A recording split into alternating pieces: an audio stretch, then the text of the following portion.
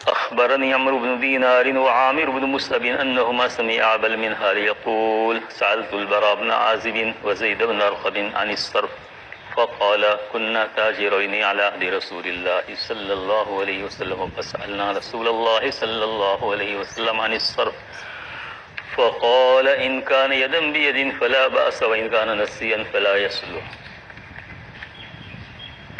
روایت دیکھ لیجیے. عن ابن جریج قال أخبرني عمرو بن دينار عن أبي المنهال. ابو المنہال کون ہیں؟ ابو المنہال اصل میں دو ہیں. یہ ابو المنہال ان کے باب میں کتاب کے موشی نے بھی صراحت کی کہ ان کا نام عبد الرحمن ابن مطعم بکی ہیں اور ابن عباس برا ابن عازب وغیرہ صحابہ کرام سے روایت کرتے ہیں. یہ مضمون کوثر الجاری میں فتح الباری دونوں مقام پر لکھا ہوا ہے. اور دوسرے ابو المنہال جو حضرت ابو بردہ اسلمی رضی اللہ عنہ سے روایت کرتے ہیں ان کا نام سیار ابن سلامہ بصری ہیں. یہ بھی فتح الباری وغیرہ شروع میں یہ وضاحت مذکور ہے. بہرحال یہ ابو المنہال جو ہیں عبد الرحمن ابن مطعم ہیں جو اس مقام پر روایت کرتے ہیں. فرماتے ہیں کنت اتجر فی الصرف، میں بے صرف کرتا تھا، سونے چاندی کی تجارت کرتا تھا. سونا سونے کی عوض، چاندی چاندی کی عوض یا دونوں ایک دوسرے کے عوض میں تجارت کرتا تھا. تو میں نے زید ابن ارقم رضی اللہ عنہ سے سوال کیا بے صرف کے بارے میں کہ اس کا کیا حکم ہے. یہ حضرات تجارت کرتے تھے لیکن پوچھ پوچھ کر تجارت کرتے تھے کہ آیا شرعاً اس کا حکم کیا ہے، جائز بھی ہے یا منہی عنہ ہے. اس کا بہت خیال رہتا تھا. یہی حلال و حرام کا مسئلہ جو کہ اوپر گزر گیا تو ان حضرات کے یہاں یہ احتیاط بہت زیادہ تھا. یہ کہنے لگے میں نے پوچھا کہ بے صرف کا حکم کیا ہے. تو زید بن ارقم رضی اللہ عنہ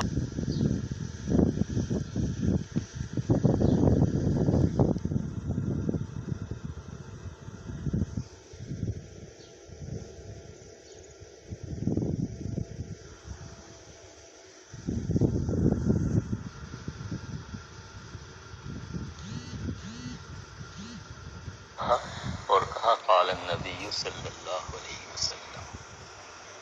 یہاں امام بخاری رحمۃ اللہ علیہ ایک اور سند تحویل کے ساتھ لا رہے ہیں. قال وحدثني الفضل بن يعقوب قال حدثنا الحجاج بن محمد قال ابن جریج. ابن جریج اوپر عمر بن دینار سے نقل کر رہے تھے. یہاں بھی ابن جریج قال اخبرنا عمرو بن دینار و عامر بن مصعب. عامر ابن دینار کے ساتھ ایک اور راوی کا اضافہ کر رہے ہیں، وہ عامر ابن مصعب ہیں. انہما سمع ابا المنہال، یہ دونوں ابو المنہال سے نقل کرتے ہیں. یقول ابو المنہال کہہ رہے ہیں سألت البراء بن عازب وزید بن ارقم عن الصرف. صراحت ہو گئی. یہاں اوپر ہے کنت اتجر فی الصرف فسألت زید بن ارقم. زید بن ارقم سے میں نے سوال کیا، کاہے کا سوال کیا. یہاں اس کی صراحت آ گئی عن الصرف. بے وہاں ایسے معلوم ہی تھا کہ وہ صرف ہی کا سوال کریں لیکن صراحت آ گئی اس روایت میں عن الصرف.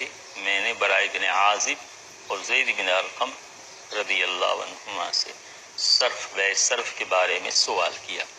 وہاں زید بن ارقم ہی کا تذکرہ تھا، یہاں برا بن عازب کا اضافہ ہے کہ میں نے دو صحابہ سے سوال کیا بے صرف کے باب میں.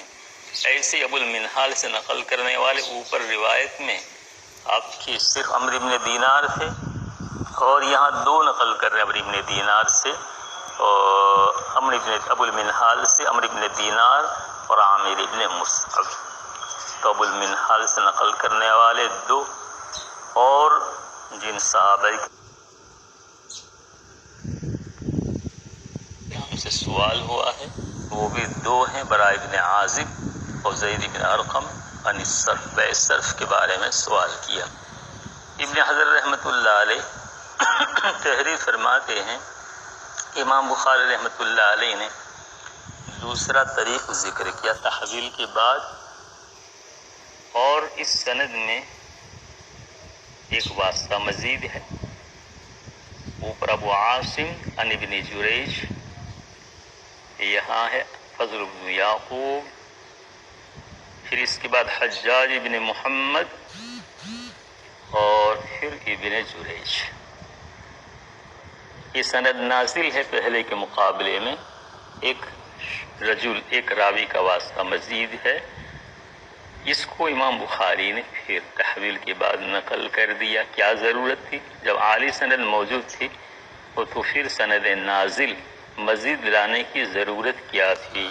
یہ گویا ایک سوال یہاں ہو سکتا ہے جس کو ابن حجر رحمۃ اللہ علیہ اس کی وضاحت کرنا چاہتے ہیں کہ یہاں لأجل زیادت عامر بن مصعب مع عمرو بن دینار کی اس روایت میں ابو المنہال سے نقل کرنے والے عمرو بن دینار کے ساتھ ایک راوی اور ہیں، اور وہ ہے عامر بن مصعب.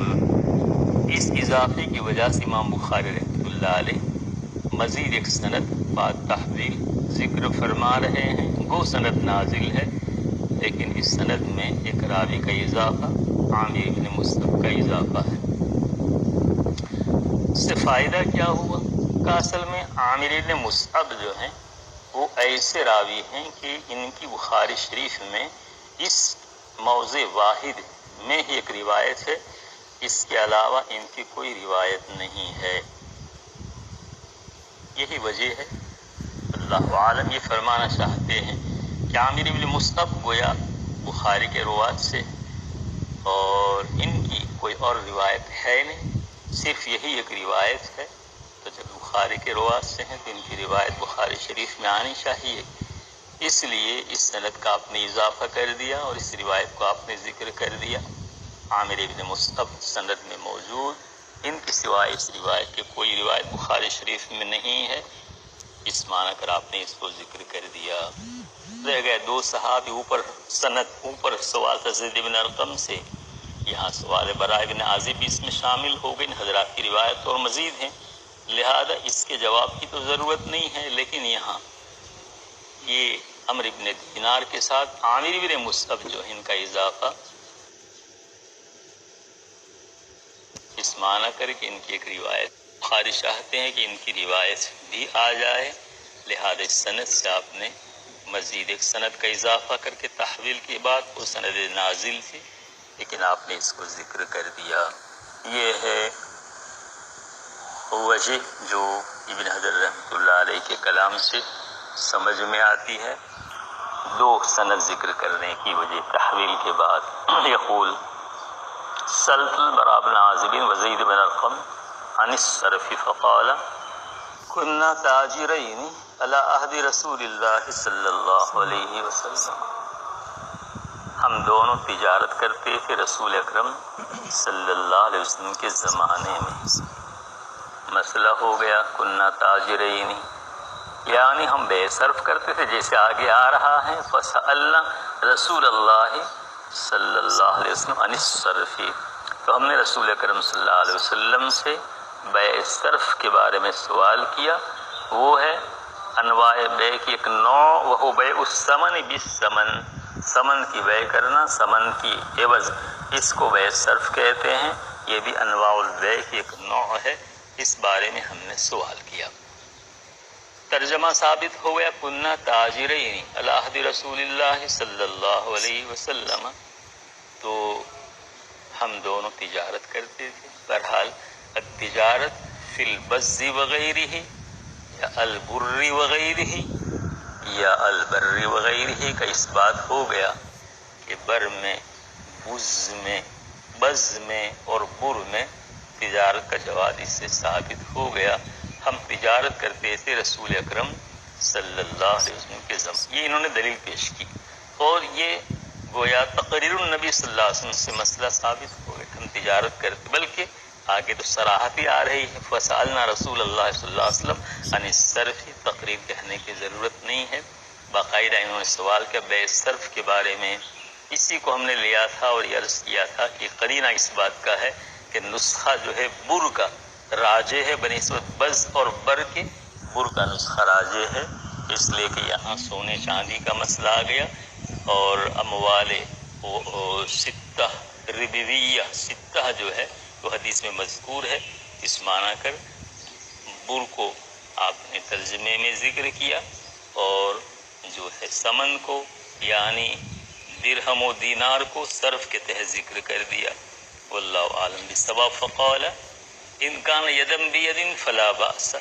رسول اکرم صلی اللہ علیہ وسلم نے ارشاد فرمایا کہ اگر یدم بید یہ بیع ہو رہی ہے فلا باس تو اس میں کوئی حرج نہیں ہے، یعنی من غیر تفرق قبل القبض، قبض سے پہلے تفرق کے بغیر. یدم بید بیع تو ہو گئی لیکن قبضے سے پہلے دونوں جدا نہ ہو. ایک مستقل مسئلہ ہے کہ تفرق بالاقوال مراد ہے یا تفرق بالابدان مراد ہے. مسئلہ آگے بویوں کے مسائل میں آ جائے گا. تو قبل القبض تفرق نہ ہو. جی فلا باس تو کوئی حرج نہیں ہے. وَإِنْ كَانَ نَسِيئًا فَلَا يَصْلُحُ. اور اگر ادھار ہے تو پھر درست نہیں ہے. یعنی ادھار بیع کرنا یعنی قبضہ ایک نے تو کر لیا دوسرے نے نہیں کیا، طرفین کا قبضہ نہیں ہوا بلکہ ایک نے اپنا پیسہ دیا اور دوسرے نے ادھار رکھا کہ میں پھر دوں گا کل دوں گا، تو یہ بیع درست نہیں ہے. کیوں؟ اس لیے کہ یہ شبہ الربا بالفضل الناجز علی النسی، یہ ہے وجہ اس کی یہ ہے اس لیے کہ یہ ربا بالفضل الناجز علی النسی، ناجز فوری، ایک طرف سے فوری ادائیگی ہو رہی ہے اور دوسری طرف سے ادھار رکھا جا رہا ہے، یہ ہے ربا.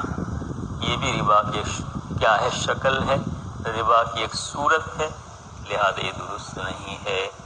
مسئلہ آپ ربا کے بیان مزید آپ پڑھ لیں گے. بہرحال بیع صرف کا مسئلہ آپ صلی اللہ علیہ وسلم نے بیان فرمایا کہ اس کا جواز ہے، لیکن جواز کی شکل یہ ہے اس کے خلاف شکل ہو ادھار. نقد جائز ہے، ادھار جائز نہیں ہے. بات ختم ہو گئی. بہرحال تجارت فی البز فی البر اور فی البر کا اس بات اس سے ہو گیا. اگلا باب دیکھیے. به قال باب الخروج فی التجارہ وبه قال وقول الله تعالى فانتشروا في الأرض وابتغوا من فضل الله وبه قال حدثنا محمد قال أخبرنا مخلد بن يزيد قال أخبرنا ابن جريج قال أخبرني عطاء عن عبيد بن عمير أن أبا موسى الأشعري استأذن على عمر بن الخطاب فلم يؤذن له وكأنه كان مشغولا فرجع أبو موسى ففزع عمر فقال ألم أسمع صوت عبد الله بن قيس إذن له قيل قد رجع فدعاه فقال كنا نؤمر بذلك فقال تأتيني على ذلك بالبينة فانطلق إلى مجلس الأنصار فسألهم فقالوا لا يشهد أهلك على هذا إلا أصغرنا أبو سعيد الخدري فذهبوا بأبي سعيد الخدري رضي الله عنه فقال عمر أخفي علي من أمر رسول الله صلى الله عليه وسلم الحانف الصفق بالأسواق يعني الخروج إلى التجارة. باب الخروج فی التجارت، یہ گویا تجارت فی البر ہے، اپنے مقام پر رہتے ہوئے تجارت کرنے کا بیان ہے. تو تجارت کے واسطے خروج بھی درست ہے. جاؤ تجارت کرنے کے لیے اپنے مقام پر بازاروں میں جاؤ یا اور بھی دور تک تجارت کرنے کے لیے آدمی جا سکتا ہے. جیسے آگے تجارت فی البحر کا مسئلہ آگے آ رہا ہے. الخروج فی التجارت فی تعلیلیہ ہے، جیسے شراح کرام کہتے ہیں. الخروج فی التجارہ معنی للتجارہ لاجل التجارہ، تجارت کے واسطے باہر سفر کرنے باہر نکلنے کا بیان، وقول اللہ تعالی ای ففی بیان المراد، قول اللہ تعالی اللہ تبارک کی بیان المراد فی قول اللہ تعالی من قول اللہ تعالی، اور اللہ تبارک و تعالی کے فرمان کی مراد کے بیان میں گویا باب قول اللہ تعالی، اوپر سے اس کا رہے گا واو عاطفہ جی فی بیان المراد من قول اللہ تعالی، اللہ کے فرمان سے کیا مراد ہے اس کے بیان میں، فانتشروا فی الارض وابتغوا من فضل اللہ، تم پھیل جاؤ روئے زمین میں اور اللہ کا فضل تلاش کرو۔ ابن بطال مالکی رحمۃ اللہ علیہ کے حوالے سے ابن حجر رحمۃ اللہ علیہ نقل کرتے ہیں، وہ اباحت بعد حضر، یعنی اوپر وزر البیع ممانعت تھی اور اس ممانعت کے بعد اب اباحت ہے، فانتشروا فی الارض وابتغوا من فضل اللہ، وابتغوا من فضل اللہ، وہ آپ یہ فرمانا چاہتے ہیں کہ امر اباحت کے لیے ہے، اس لیے کہ ممانعت کے بعد جو امر آتا ہے وہ اباحت کے لیے ہوا کرتا ہے۔ جیسے حالت احرام میں شکار سے منع کر دیا گیا تھا، پھر وَإِذَا حَلَلْتُمْ فَاصْطَادُوا، اور جب تم احرام سے حلال ہو جاؤ، احرام سے نکل جاؤ تو شکار کرو، یعنی شکار کر سکتے ہو، یہ امر اباحت کے لیے ہے۔ تو یہ امر وجوب کے لیے نہیں بلکہ اباحت کے لیے ہے، اس لیے کہ نہیں کے بعد حضر کے بعد کیا ہے امر ہے، یہ امر اباحت کے لیے ہوا کرتا ہے۔ فانتشروا فی الارض وابتغوا من فضل اللہ، اللہ کا فضل تلاش کرو۔ یہ فضل اموال پر فضل کا اطلاق ہوتا ہے، اس لیے کہ یہ خصوصی فضل اللہ تبارک و تعالیٰ کا ہے، روزی رساں اللہ ہے، لہذا روزی جو بندوں کو ملتی ہے وہ فضل خدا بندی ہے۔ وابتغوا من فضل اللہ، اسی لیے مسجد میں داخل ہو تو دعا کرو، اللہم ان کیا ہے